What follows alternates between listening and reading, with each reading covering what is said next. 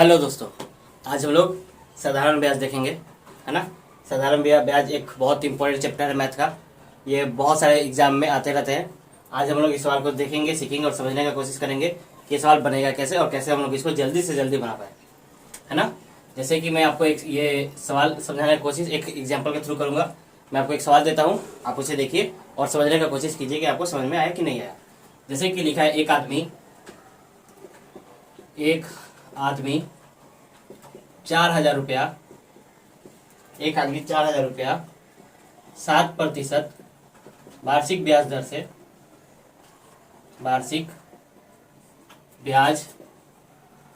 से 4 साल के लिए जमा करता है।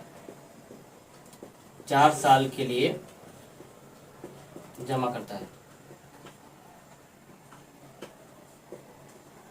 ना। कहाँ जमा करता है? फर्स्ट बैंक में जमा करता है ना। 4 साल के लिए जमा करता है ना।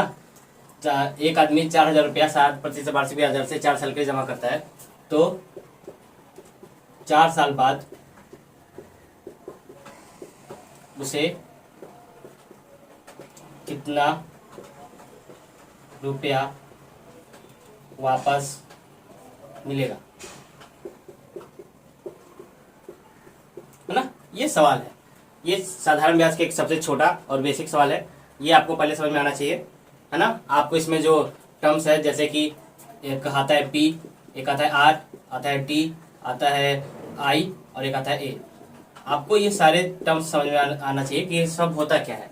हम किसे पी बोलेंगे, किसे आर बोलेंगे, किसे टी बोलेंगे, किसे आई बोलेंगे, किसे ए बोलेंगे, है ना। हिंदी में बता देता हूँ सबका। पी से होता है मूलधन प्रिंसिपल, आर से होता है रेट दर, टी से टाइम, आई से इंटरेस्ट और ए से अमाउंट। ये सब इसके क्या है, ये इसके सब ये बेसिक है ना। आपको समझ में आना चाहिए। पी मूलधन किसे कहते हैं? हम लोग मूलधन उसे कहते हैं जो पैसा बैंक में हम लोग जमा करते हैं या जो पैसा हम लोग किसी से उधार लेते हैं, उसे हम लोग मूलधन कहते हैं। मूलधन किसे कहते हैं? उधार लिया गया पैसा या बैंक में जमा किया गया रुपया, दोनों का दोनों हमारा मूलधन कहलाता है। रेट क्या होता है? रेट पहचानने का बहुत ही आसान तरीका है। जिसके साथ प्रतिशत का साइन रहेगा आप हमेशा उसे रेट ही समझेंगे, है ना। वो रेट के सिवा कुछ नहीं हो सकता। जिसके साथ प्रतिशत का साइन रहेगा उसे हम लोग रेट बोलेंगे। और समय आपको पता है, ये 4 साल दिया गया है। बोला है 4,000 रुपये बैंक में जमा किया गया है, 4,000 रुपये बैंक में जमा किया गया है। आर 7% दिया है और टाइम 4 साल दिया है। तो आपसे पूछा गया है कि कितना रुपया वापस मिलेगा उसे 4 साल बाद, है ना। मतलब मैंने 4,000 रुपये बैंक में जमा किया है, तो 4 साल बाद मैं बैंक गया तो मुझे कितना रुपया मिलेगा।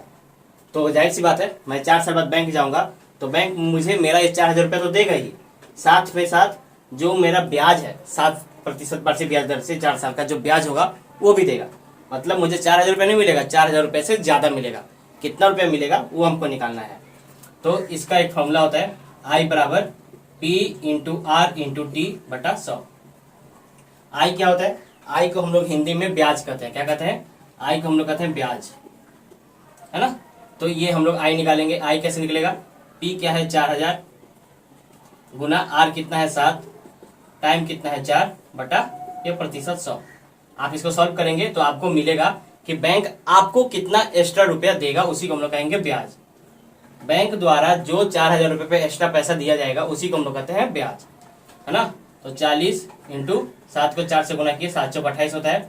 वापस इंटू कर देंगे 0, 8 चौका 32 का 2 हाथ में लगा 3, 4 दूनी 8 3 11, 11 से 20 रुपये आपको बैंक एक्स्ट्रा देगा 4 साल बाद। कितने साल बाद? 4 साल बाद। तो आपको एक्स्ट्रा देगा 1,120 रुपया। आपने बैंक में कितना रुपया जमा किया था?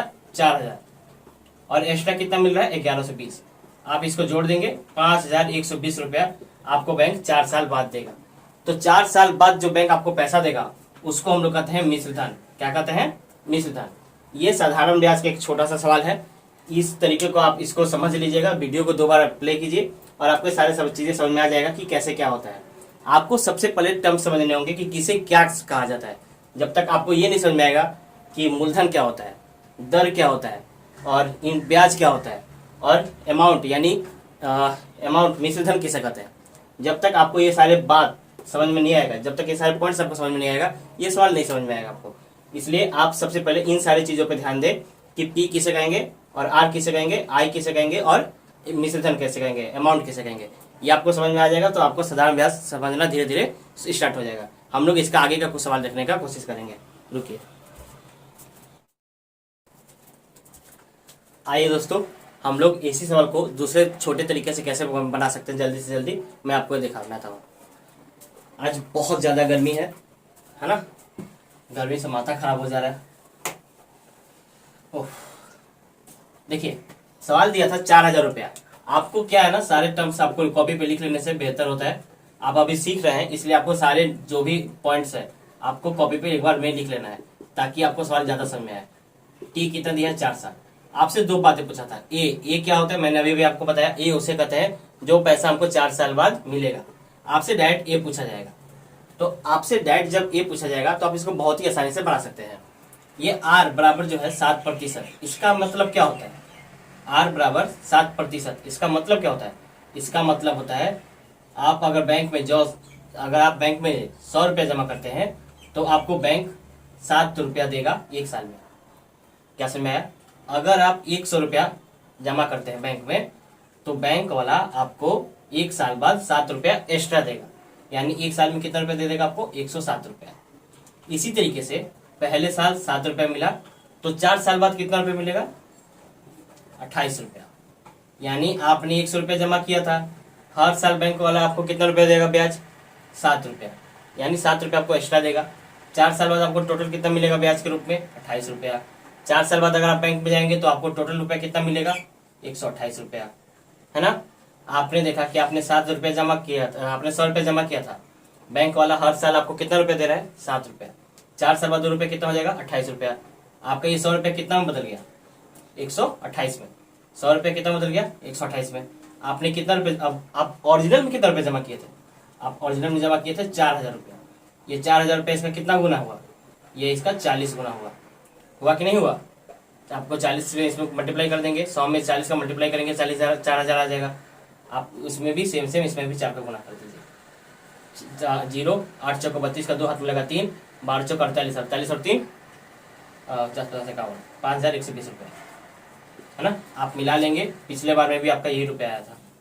यानी अगर आपने 4,000 रुपया जमा किया है, 4 साल बाद 2 रुपया आपको कितना मिलेगा, 5,120 रुपये।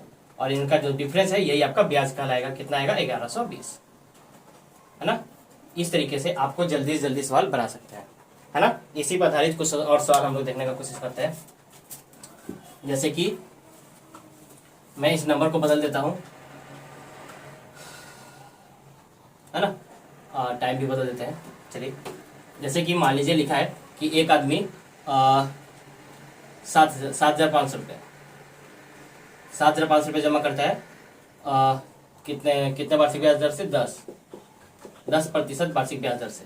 तो 3 साल बाद उसे कितना रुपया मिलेगा। एक आदमी 7,500 रुपया 10% वार्षिक ब्याज दर से 3 साल के लिए जमा करता है, तो 3 साल बाद उसे कितना रुपया मिलेगा, ये आपसे पूछा गया है। क्या क्या सवाल में आपको दिया गया है, आपको दिया गया कि आप 7,500 रुपये बैंक में जमा किए, रेट कितना दिया था, 10%, और टाइम कितना है, 3 साल। आपसे ए पूछा गया है ना।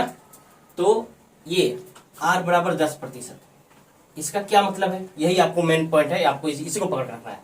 आर बराबर 10% का क्या मतलब है, अगर आपने 100 रुपया बैंक में जमा किया तो बैंक वाला आपको कितना रुपया एक्स्ट्रा देगा, 10।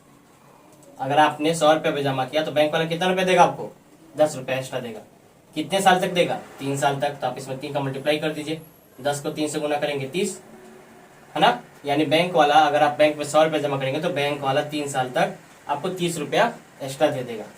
आपने बैंक में ओरिजिनल कितना रुपया जमा किया था, 7,500, और ये आप इसको जोड़ देंगे, 100 रुपया 30 दिन के बाद कितना हो जाएगा, 130, है ना। आपने कितना रुपया, अगर आपने 100 रुपया जमा किया है तो 3 साल बाद आपको कितना रुपया मिलेगा, 130, है ना। और ये 100 रुपया कितना गुना होता है, आप ओरिजिनल में कितना जमा किए थे, 7,500 रुपया।